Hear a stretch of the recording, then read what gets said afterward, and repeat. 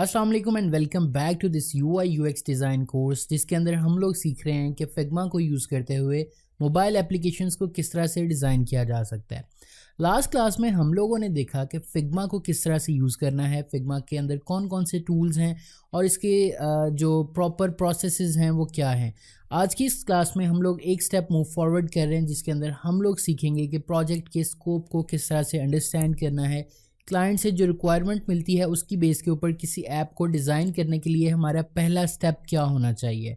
तो without wasting any further time आइए start करते हैं जी। तो मैंने यहाँ पे अपनी स्क्रीन शेयर की है और फिग्मा के अंदर ही स्क्रीन शेयर की है। मैंने एक न्यू फाइल क्रिएट कर ली।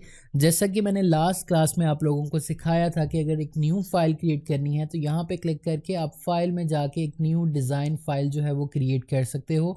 अगर आप लोगों ने लास्ट क्लास मिस कर दी है तो आप लोग सिंपली मैंने डिस्क्रिप्शन में भी लिंक दिया हुआ है और मैं यहाँ पे ऊपर वीडियो के लिंक दे रहा हूँ, आप जाके इसको पहले वॉच करें ताकि आपको पता चले फिग्मा को ऑपरेट किस तरह से करना है। 20 मिनट्स की वीडियो है, बहुत ज़्यादा लेंथी नहीं है। 20 मिनट्स के अंदर आप लोग फिग्मा को यूज़ करना सीख जाओगे। अच्छा, आज की इस जो क्लास है उसके अंदर हम लोग बात करने वाले हैं कि क्लाइंट से जो रिक्वायरमेंट मिलती है उसको किस तरह से अंडरस्टैंड करना है और उसके ऊपर फिर आपने फर्दर किस तरह से वर्कअप करना है। फ़र्स्ट ऑफ़ ऑल ये एक प्रोजेक्ट है मेरे पास जिसकी डिटेल्स कुछ ये हैं कि एक real estate mobile application design करनी है हमने, जो कि अपने यूज़र्स को अलाउ करती है कि वो अपनी कोई भी प्रॉपर्टी को रेंट आउट कर सकते हैं या फिर परचेज़ कर सकते हैं उस प्रॉपर्टी को।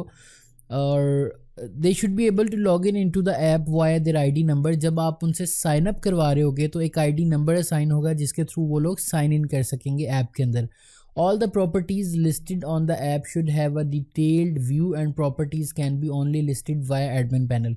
इस बात का मतलब ये है कि जितनी भी प्रॉपर्टीज़ हैं उनको उनके जो कस्टमर्स हैं वो व्यू कर सकेंगे और अगर वो रेंट आउट करना चाह रहे हैं तो रेंट आउट कर सकते हैं। लेकिन जो लिस्टिंग होगी ना, फॉर एग्जांपल आप OLX के ऊपर जाके खुद से लिस्ट कर देते हो कोई भी चीज़, ये सॉर्ट ऑफ आप इसको अगर OLX ही समझ लो, लेकिन आप खुद से कुछ लिस्ट नहीं कर पाओगे, उसको एडमिन खुद से लिस्ट करेगा। आपने जस्ट उसको रिक्वायरमेंट या डिटेल्स दे देनी है और वो खुद उसको लिस्ट करेगा। ये रिक्वायरमेंट क्लाइंट की तरफ से दी गई है।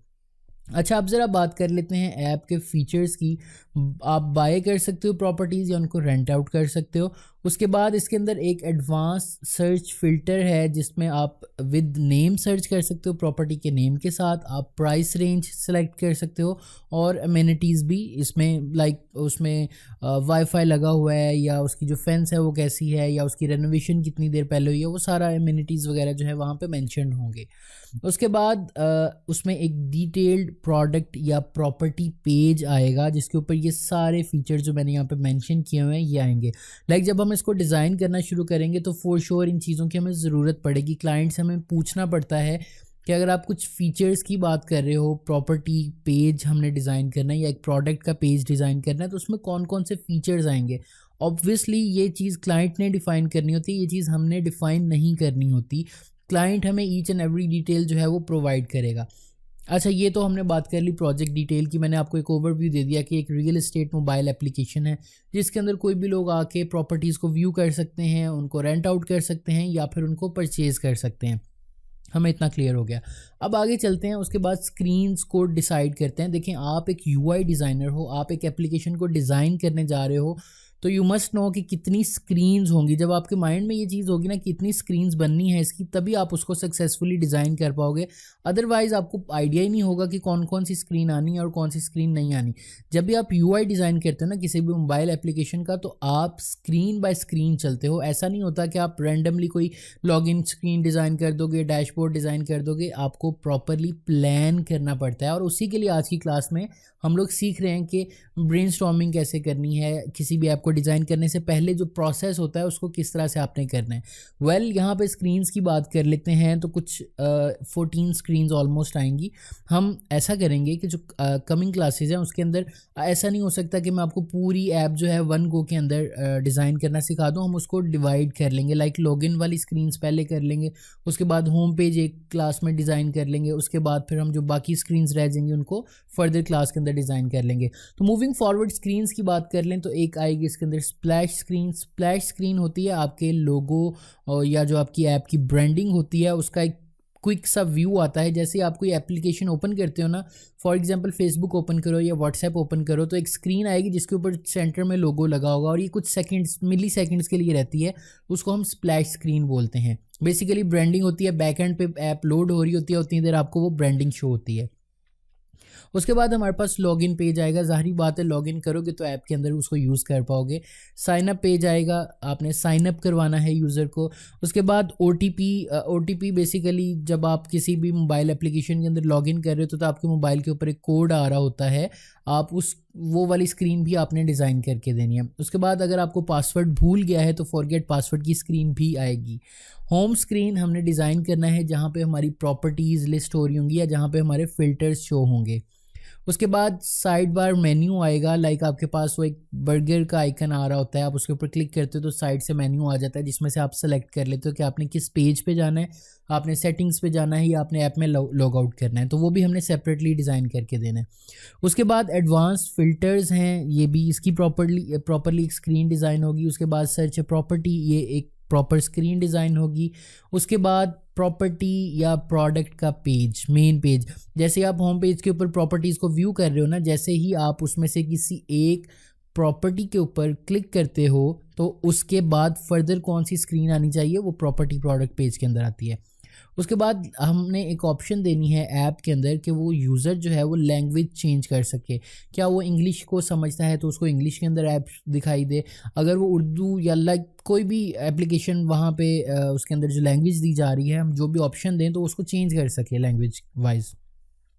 उसके बाद हमारे पास प्रोफाइल स्क्रीन आ जाती है, बड़ी सिंपल सी इसके अंदर होगी, बहुत ज़्यादा हाई फाई प्रोफाइल स्क्रीन नहीं होगी। उसके बाद सर्च प्रॉपर्टी रिजल्ट्स, लाइक आप कुछ सर्च फिल्टर यूज़ कर रहे हो, आप कुछ भी सर्च कर रहे हो तो उसके अगेंस्ट क्या रिजल्ट्स आने हैं और वो किस तरह के दिखेंगे वो आपने वो दिखाने हैं।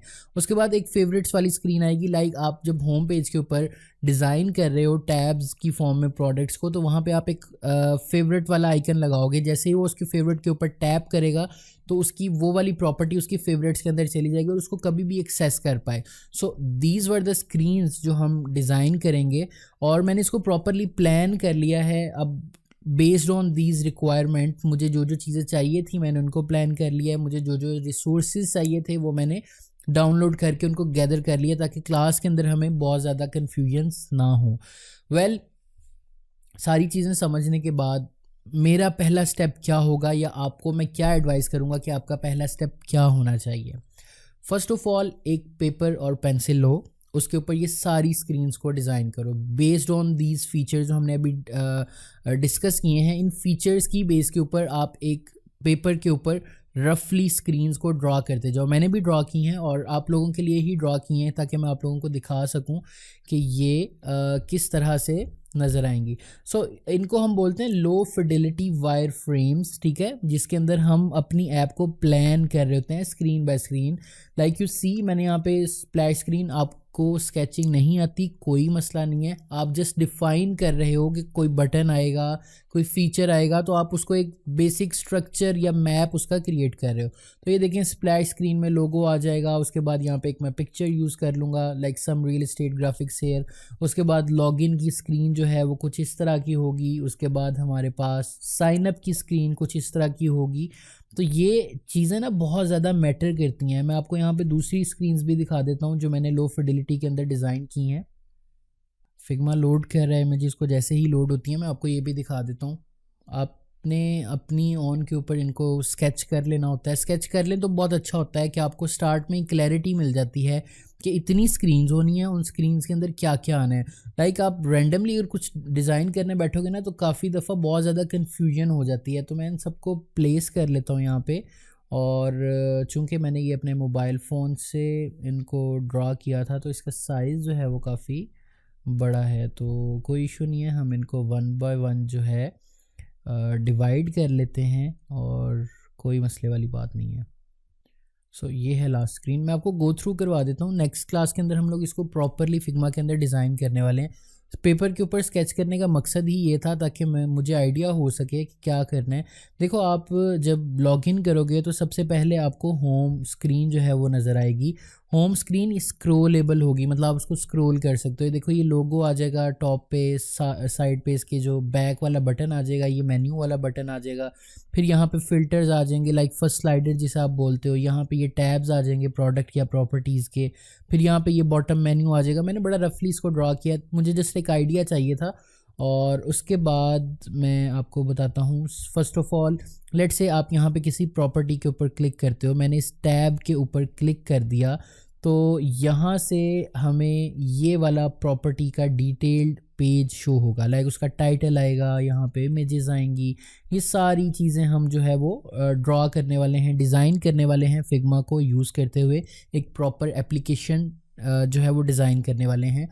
तो आज की क्लास में हम लोगों ने देखा कि प्रोडक्ट के स्कोप को किस तरह से आपने अंडरस्टैंड करना है, क्लाइंट ने जो रिक्वायरमेंट आपको दी है उसको समझ के कुछ भी रफली किस तरह से ड्रॉ करना है, लो फिडिलिटी वायर फ्रेम्स को किस तरह से रेडी करना है। Low fidelity wireframes once again sketches को बोलते हैं। आप रफली कुछ स्केच आउट कर लेते हो ताकि उस ऐप को आप डिज़ाइन कर सको। नेक्स्ट क्लास में हम लोग देखने वाले हैं कि इन लो फिडिलिटी वायर फ्रेम्स को किस तरह से कन्वर्ट करना है एक प्रॉपर एप्लीकेशन के डिज़ाइन के अंदर यूजिंग फिग्मा। अगर ये क्लास पसंद आई तो दूसरों के साथ शेयर लाजमी कीजिएगा। अगर आपका कोई क्वेश्चन या क्यूरी है तो you can ask me in the comment section. अगर फर्दर कोई भी सजेशन है तो ज़रूर बताइएगा। I will be seeing you in the next class. तब तक के लिए अल्लाह हाफिज़।